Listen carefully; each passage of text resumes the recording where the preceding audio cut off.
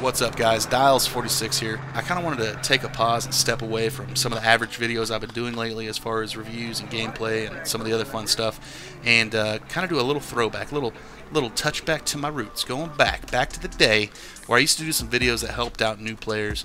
And there's tons and tons of videos out there, new player handbooks, guides, tips, and tricks and things, and they're filled with a lot of information, so definitely make sure you're doing your research and get all that information that you need out there. But the more and more I see a lot of these videos, they don't really hit you with a little bit of these truth bombs that I wanted to kind of lay out there and help you guys out with. Also, I'm going to be showing you some gameplay instead of just staring at me talking. I think that'll be a little bit more enjoyable for you guys. So here we go. First thing I want to talk about is CO2. CO2 airsoft pistols and rifles are super enjoyable to shoot. The recoil and the blowback, a lot of fun, super satisfying. But CO2 is a higher pressure gas compared to green gas. It's a more stable gas, which makes it a great option for different temperatures when it gets cool outside and things like that. It doesn't cool down as fast as green gas will, but there are some downsides to it. Being a higher pressure gas, you're going to want to make sure you're paying extra attention to your O-rings, sills, valves, anything that's made out of rubber that's holding your CO2 in to be airtight. You want to make sure that those are staying lubed up, moist, and not drying out. Also, make sure that the lubricant you're using is going to be 100% silicone lubricant, and make sure you're picking the right weight silicone lubricant. There's going to be different consistencies out there. Generally, for a CO2 blowback pistol, you're going to want to use the lighter weight stuff to keep those O-rings and valves lubed up. So when you have your 12-gram CO2 cartridge, make sure you're putting a drop of silicone right on the head of that thing. That's going to be popped on the neck of it. That way, when you pop that CO2 12-gram cartridge, that oil will be right there. The silicone will get all throughout the gun and all throughout the sills and O-rings that it needs to get on, and that need to be lubricated. The other thing real quick is I see a lot of guys just cranking down on their CO2 cartridges, especially when they start hearing a leak. They think if you tighten it tighter down that it'll stop that leak. That's really not the case. So with a newer gun, general practice is you only want to do it hand tight, and I know everyone's going to be a different strength out there, but just don't over tighten it. Get it tight and then maybe give it another quarter turn and leave it as is. You don't really want to like Hulk smash these things, because if you start over tightening it, you're going to ruin your puncture valve and that seal up there, and then you're really going to have a leak. So if you're tightening and tightening and it's still leaking, it's probably not due to it being too loose needing more tightening. It's probably more of a dried out seal or blown out O-ring type thing. So CO2 is a lot of fun, but it's also a lot of responsibility, and with great responsibility comes great power. Hold on. Get it? CO2 power? Okay. Yeah, that is our flag, I forget. AEG's automatic electric guns. So when you're out there and you're shopping around, doing your research, trying to narrow down your decision and your purchase, you're going to see that a lot of these guns that are going to be the budget-friendly guns, the cheaper guns, are coming from China, and the feet per second, the velocity is going to be a little bit higher on these guns. Some of them are shooting over 400, up into 430 feet per second straight out of the box. So that's awesome that you want to save a little bit of money. That's cool, but keep in mind you're going to have to spend a little bit more money to get that spring downgraded to meet the local field requirements. These guns are coming out of China, and in Asia, parts of Europe, and the US, all of our feet per second velocity laws are going to change and vary from country to country. Just because you get a hot gun doesn't necessarily mean that your local field is going to change their rules just for you. Keep on. Roger. Get on your local Facebook regional groups and ask around, find a decent tech out there, and usually you can get your spring downgraded for 20 or 30 bucks. If you want to save a few bucks and get that Chinese gun, that lower end competition gun, that's fine. Just know that you're going to have to spend a couple bucks a lot of times to get that feet per second downgraded.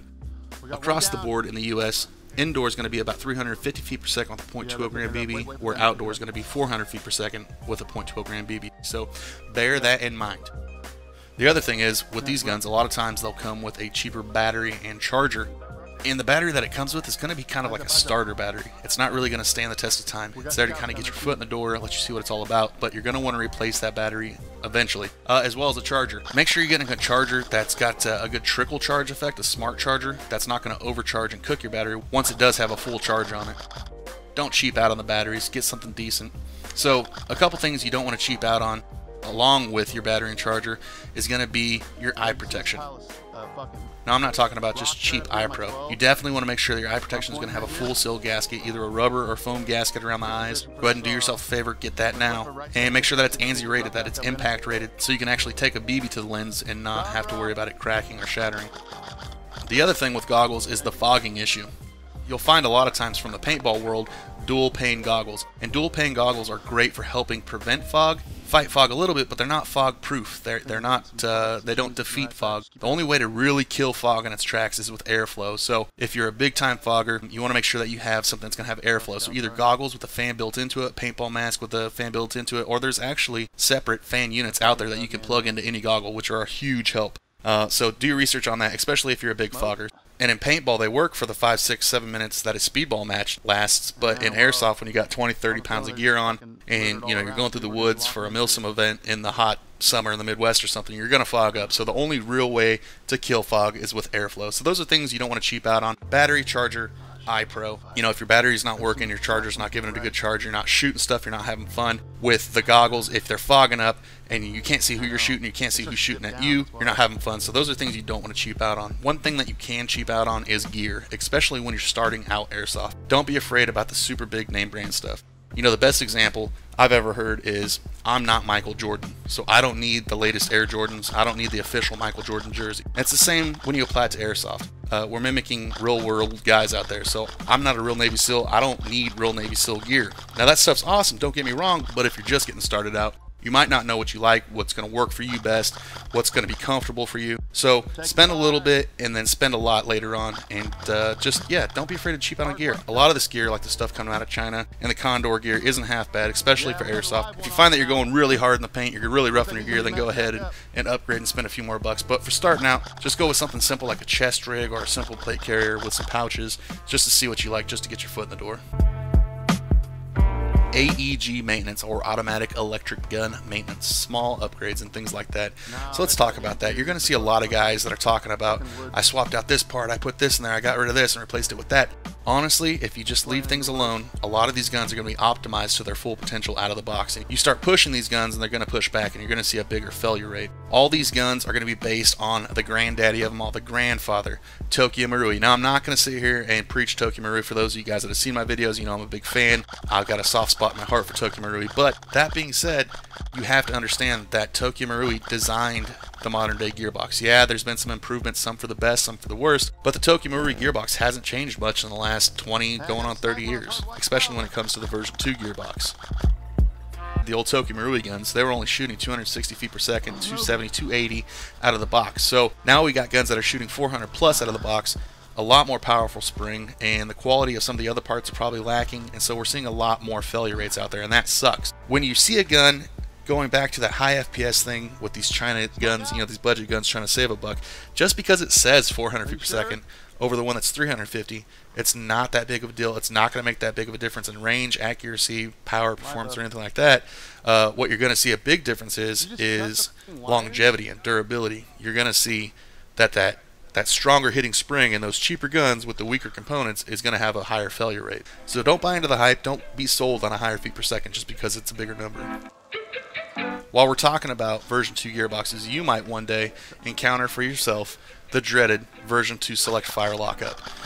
So what's going on is you might be shooting in full, and then all of a sudden you pull the trigger again and it's just clicking, or it's only shooting in semi, or you're in semi, it starts clicking, and then it starts shooting in full auto or something like that, right? So what's going on is we're in the age of the LiPo batteries, and a lot of these LiPo batteries are high dump. And that being said, a lot of these batteries are from the RC world, where their motors can actually keep up with this stuff, and the circuitry and the contacts in those RC cars can keep up with those batteries. It's not necessary in airsoft, and a lot of times it's overkill and just plain unnecessary. So if you encounter this with the select fire issues, put your gun on safe, flip it to semi, fire a couple shots, boom, boom, boom, put it back into full auto, fire a burst, and it should have worked itself out.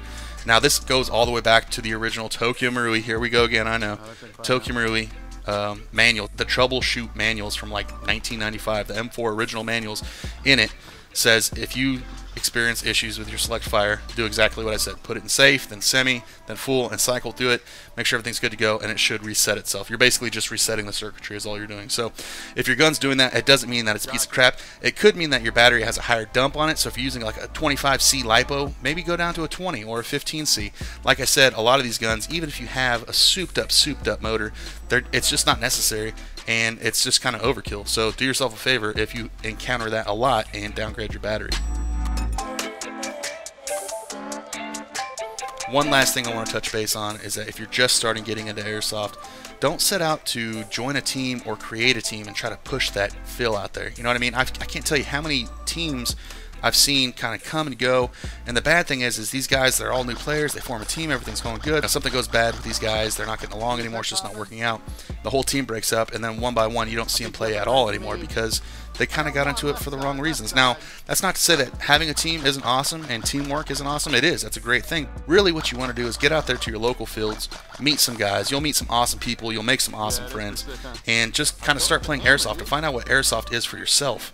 And then, you know, if it clicks, if you're finding dudes that you really like, that you really want to run with all the time, and that you guys just really get each other and it works out as a team thing, then go ahead and suggest that. But I wouldn't set out to say, hey, this is my team, or I'm creating a team, you need to join it, blah, blah, blah. 9 times out of 10, it doesn't work. So don't try to force that stuff. Just have fun with it, because that's what Airsoft's really all about. A little bit. Yeah, make sure you're having a good time out there. Of course, make sure you're always staying humble, play with honor, call your hits, and don't step on snake.